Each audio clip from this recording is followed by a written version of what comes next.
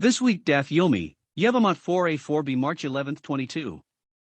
דכתיב, לא תלבש שעטנז, גדילים תעשה לך. As it is written, you shall not wear diverse kinds of wool and linen together.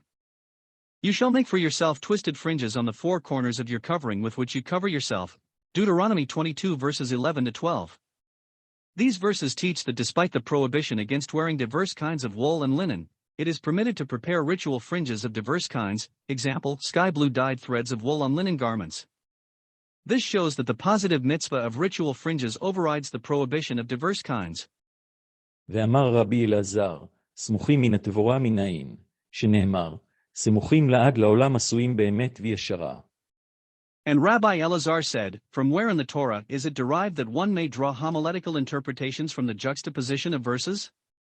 In other words, from where is it derived that the fact that certain verses are adjacent one to the other is a reason to apply the halakot from one verse to the other?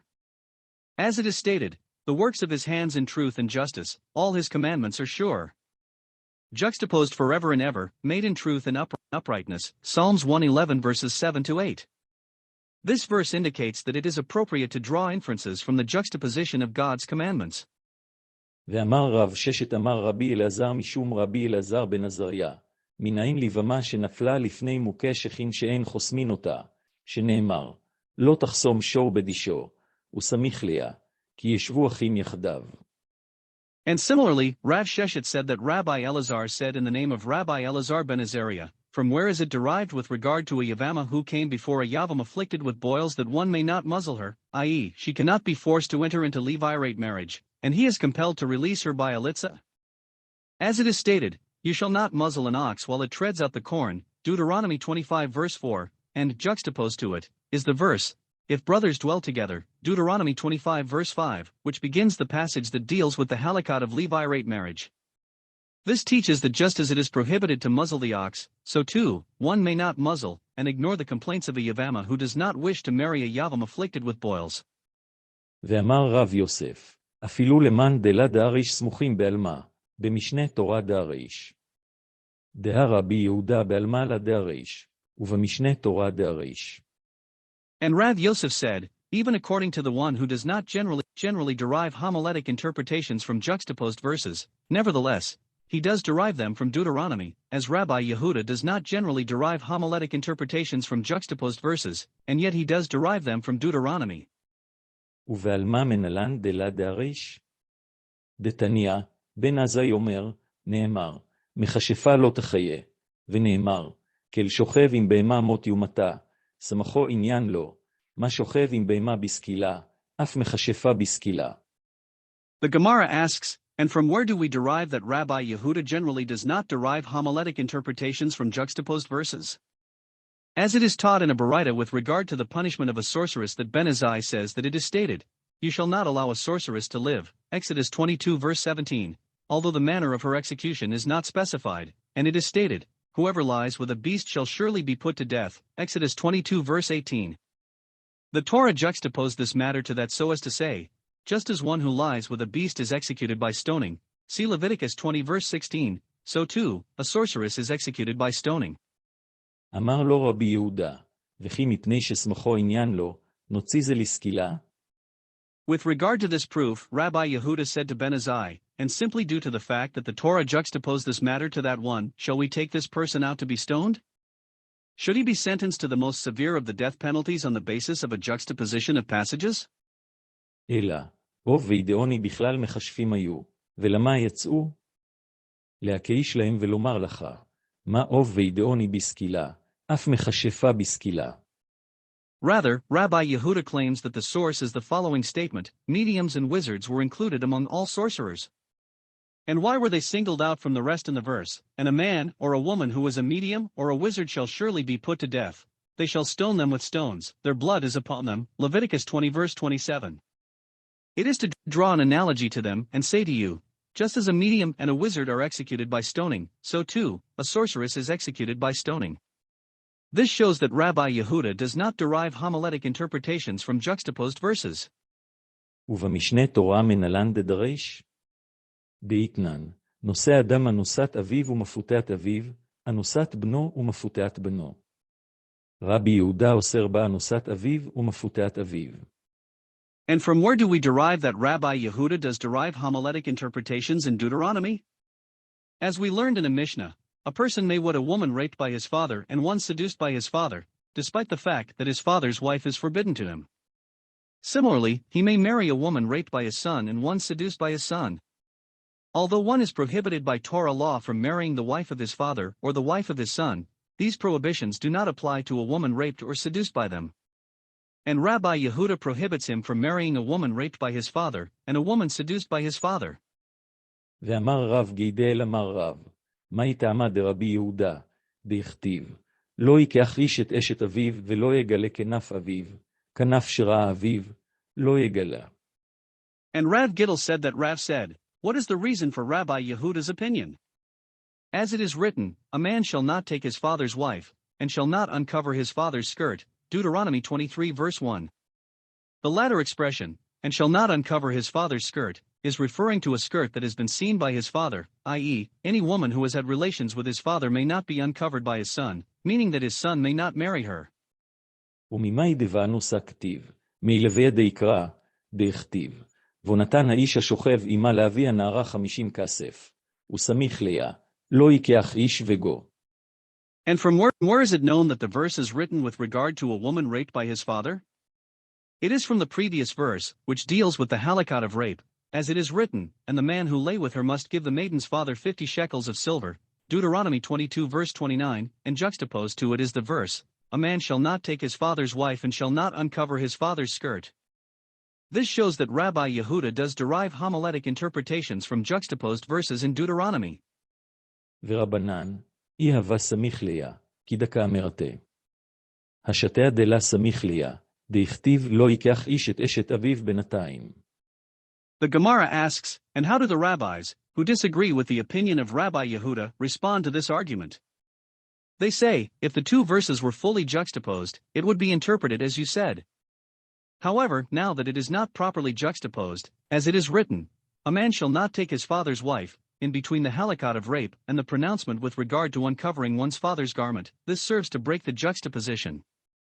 בשומרת יבם הכתוב מדבר, ולעבור עליו בשני לוויין. Consequently, this particular verse concerning the uncovering of one's father's garment is speaking of a woman waiting for her yavam, in this case one's father. In other words, the yavama of a father who is waiting for levirate marriage to the father is already considered his father's skirt, and she is therefore forbidden to the son. Although this woman who is awaiting levirate marriage is in fact his uncle's wife and explicitly prohibited to him in any case, this passage comes to teach that he violates two prohibitions. In other words, were he to engage in relations with her he would be penalized both for relations with his uncle's wife and relations with his father's skirt. ובמשנה תורה מאי טעמה דדרש? איבאת אימה, משום דמוכח, ואיבאת אימה, משום דמופנה.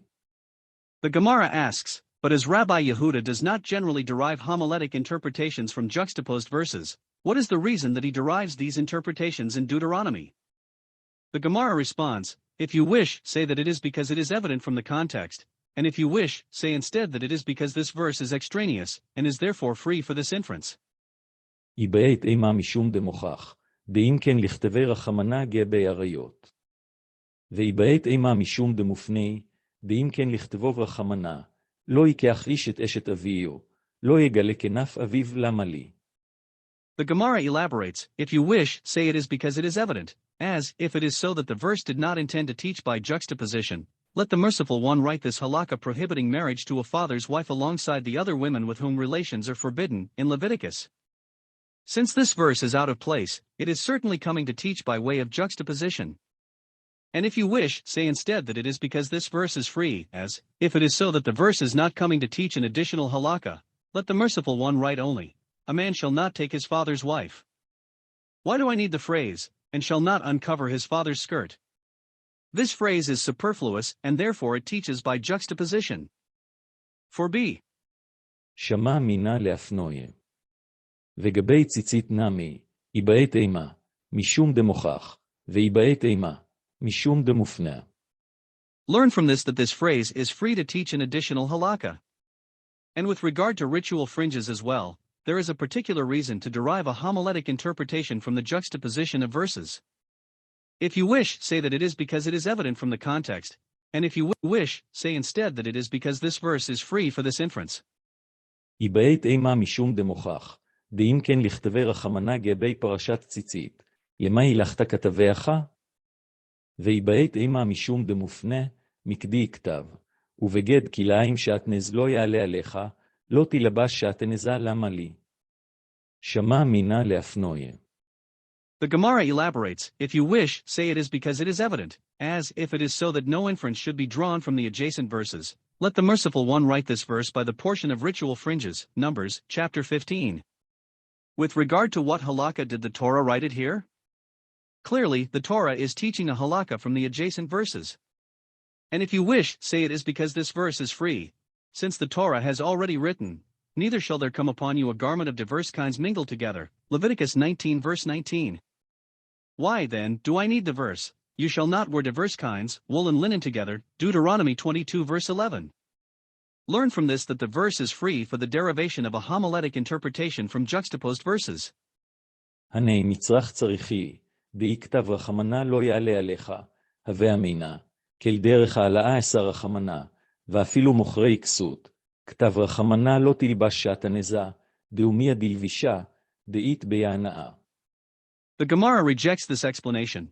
Both of these verses are necessary, as, had the merciful one written only, neither shall there come upon you. I would say that the merciful one prohibits every manner by which a garment of diverse kinds comes upon you, and this applies even to sellers of coverings, who do not wear the garments, but merely rest them on their shoulders. Therefore, the merciful one writes, you shall not wear diverse kinds, to teach that the prohibition applies only in cases similar to wearing, which provides benefit, and does not simply involve placing the covering upon oneself. ואי כתב רחמנה לא תלבשה, הווה אמינה, דאקה לבישה, דאינפישה נאיתה, אבל העלאה, לה, כתב רחמנה לא יעלה עליך. And had the merciful one written only, you shall not wear, I would say that this means specifically wearing, which provides significant benefit, both warmth and adornment, but merely placing a garment of diverse kinds upon oneself is not prohibited, even if one is warmed by the clothing. Therefore, the merciful one writes, neither shall there come upon you. אם כן, לכתבוב רחמנה לא תלבש שעטנז, צמר ופשתאים למלי? The Gemara challenges, in any case part of the verse is superfluous as, if so, let the merciful one write only, you shall not wear diverse kinds. Why do I need the addition of wool and linen? The definition of diverse kinds in clothing is already known from another source.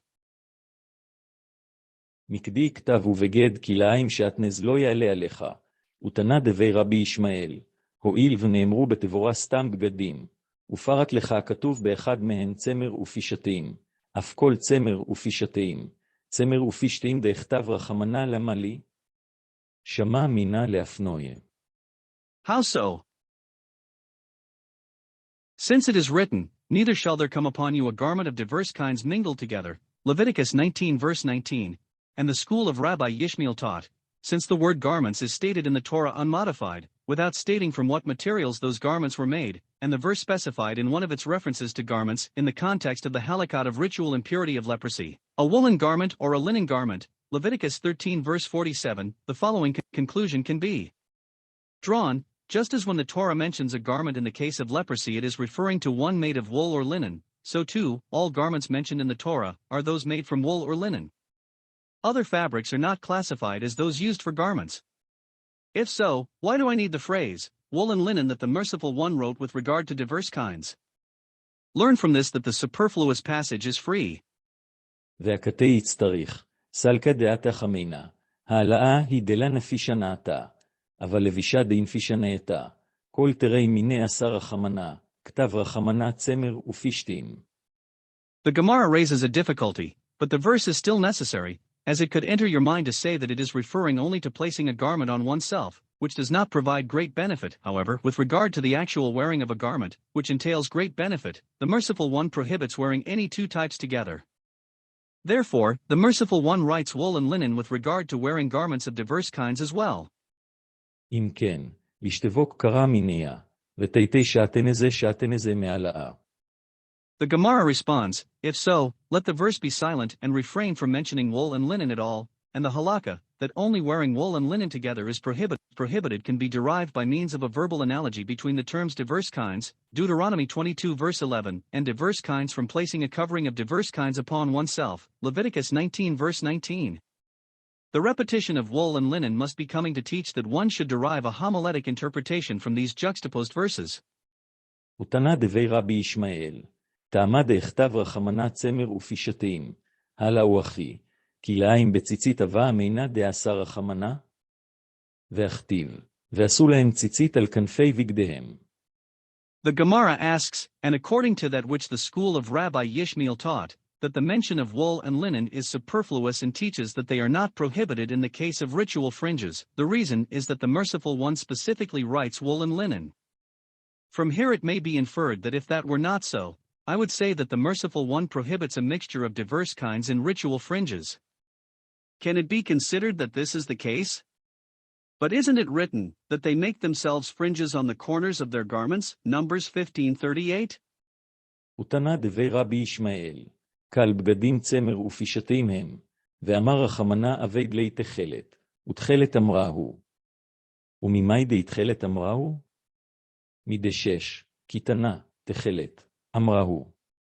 And the school of Rabbi Yishmael taught, all garments mentioned in the Torah are of wool or linen, and the Merciful One says, with regard to ritual fringes, prepare it with a sky blue dye, and a sky blue dyed thread is prepared from wool.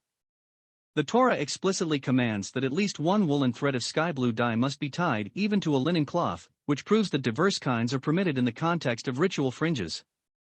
The Gemara establishes the previous claim, and from where is it derived that the sky blue thread is made of wool? From the fact that the Torah specifies that one of the strands of the priestly garments was made of shesh, which means linen. This indicates that the other threads, including the sky blue thread, are from wool. יצטריך, סלקה דעתך מינה כדרבה, דרבה רמי, כתיב הכנף, מין כנף, וכתיב צמר ופישתים. Returning to the question, the Gemara explains that the mention of wool and linen is necessary, as it could enter your mind to state an argument in accordance with the opinion of Rava. As Rava raised a contradiction from the following verse, it is written that they make themselves fringes on the corners of their garments, Numbers 15:38. The phrase the corners indicates that it must be from the same type of thread as the corner, i.e., the threads of the fringes must consist of the same kind of material as the corner of the garment. And yet it is written, wool and linen, Deuteronomy 22 verse 11, which indicates that ritual fringes may be prepared from only those materials and no others. הכיצד? צמר ופישתים פותרין בין במינן, בין שלא במינן.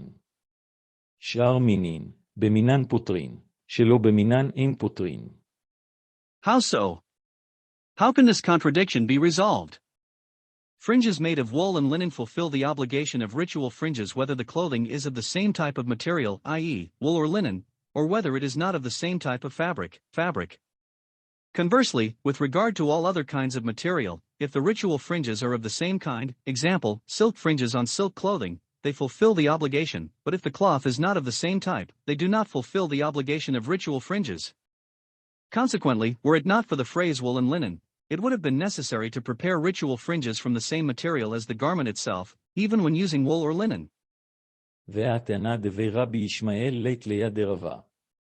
The Gemara asks, but the Tana from the school of Rabbi Yishmael does not maintain in accordance with this opinion of Rava, since that Tana holds that there is no obligation to place ritual fringes on clothing that is not made of wool or linen.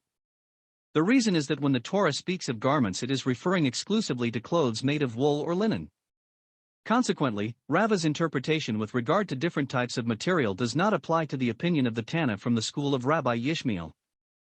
יצטריך, סלקה דעתך מינה, כי דיוקה דרבה, הכנף, מין כנף, ואחי כאמר רחמנה, אבד לי הצמר לצמר ופישתים לפישתים. וכי אבדת צמר לצמר, ציוויה, אבל צמר לפישתים ופישתים לצמר. לה, כתב רחמנה צמר ופישתים, דאפילו צמר לפישתים ופישתים לצמר. The Gemara responds, it is nevertheless necessary to state, wool and linen, as it could enter your mind to say, in accordance with the inference of Rava, that the phrase the corners indicates that it must be from the same type of thread as the corner, but in a different manner. This is what the Merciful One is saying, prepare for it wool fringes for a wool garment and linen fringes for a linen garment, and when you prepare wool fringes for wool clothing, dye it sky blue. However, if you prepare wool fringes for linen garments or linen for wool clothing, you need not include a sky blue thread. Therefore, the Merciful One states, wool and linen, which teaches that one fulfills the obligation of fringes even with wool fringes for a linen garment or linen fringes for a woolen one.